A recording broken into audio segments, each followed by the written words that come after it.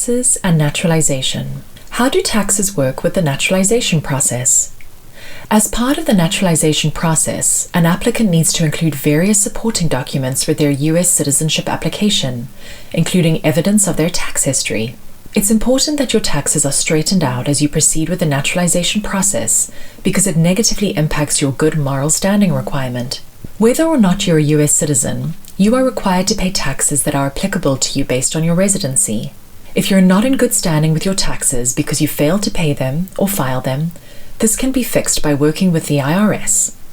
Once those issues are resolved, you can move forward with your application for naturalization, also known as Form N-400. In this guide, you will learn about U.S. taxes, process of filing taxes, and taxes for citizenship. About U.S. taxes. The U.S. tax system is not known for being simple. Ask any U.S. citizen and they will quickly confirm the rumors you've heard. That's why it's especially important as an immigrant and U.S. resident to have a good understanding of how to do your taxes in the U.S., especially if your goal is to become a naturalized citizen. U.S. citizens file their federal and state taxes annually, which are typically due on tax day on April 15th.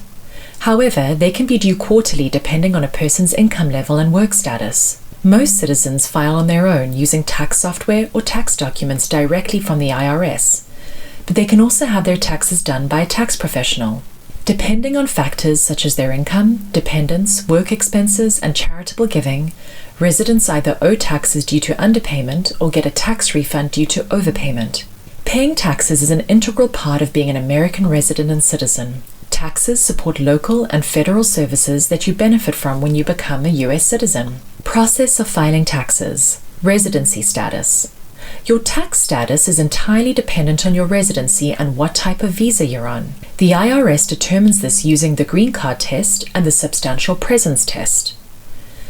To be considered a resident alien for U.S. federal tax purposes, you must be allowed to live in the U.S. permanently according to immigration laws under the green card test. For the substantial presence test, you must be in the U.S. for at least 31 days in the current year and 183 days in the 2 years prior, plus the current year for a total of 3 years. If you do not fit under these parameters, you are considered a non-resident alien for U.S. federal tax purposes. Resident alien.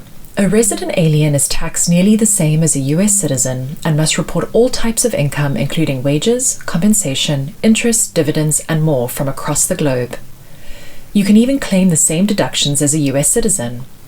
You must be considered a resident alien for the entire tax year. Non-resident alien. A non-resident alien is also subject to filing a tax return if they have conducted any business that year in the U.S. and other parameters. To claim refunds or deductions, you have to file a tax return. Since non-resident aliens are not considered U.S. citizens under U.S. federal tax purposes, they do not need to pay FICA taxes, and you can qualify for a FICA tax refund. In order to do that, you'll want to work directly with your employer or the IRS to receive your refund. In order to gain U.S. citizenship, it is important to stay on top of filing your taxes. If you have trouble, meet with a tax professional. Taxes for citizenship. Form N-400. As part of the application for naturalization, Form N-400, tax returns are needed.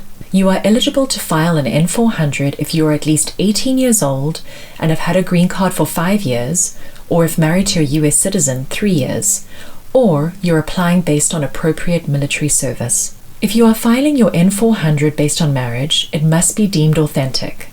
Part of that process involves providing 3 years of tax returns, either joint tax returns or tax transcripts. Regardless of how you file, all applicants are required to provide proof of IRS tax payments or any overdue tax obligations with federal income tax returns for the past 5 filing years unless you're applying based on marriage. Then it's 3 years. This is especially important if you've traveled abroad for at least 6 months. If you have traveled abroad for over 6 months but less than a year, you must also provide income tax returns or transcripts to prove you've maintained permanent residency in the U.S. You'll want to provide 5 years of these statements unless you're applying through the marriage of a U.S. citizen. Then it's 3. While it's best to have all of your taxes paid when filing the N-400, not everyone does. If you have overdue taxes, file them immediately and work with a trusted professional. If you have the ability to pay them off immediately, do so.